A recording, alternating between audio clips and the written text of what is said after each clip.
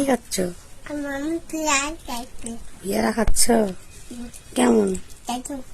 দারুন। কে দিল পেয়ারা? দাদা। দাদা? কার দাদা? আমার। আমাদেরকে তাকাও একটু। আমার একটু দেওয়া না? কেন? একটু না। একটু দাও। না, দিব না। তাহলে আমি রাগ করবো? না। রাগ করবো না? না। সূর্য আমাকে ভালোবাসছে না, না? ভালো। তাহলে ভালোবাসো, তাহলে পেয়ারা দিতে চাচ্ছ না কেন?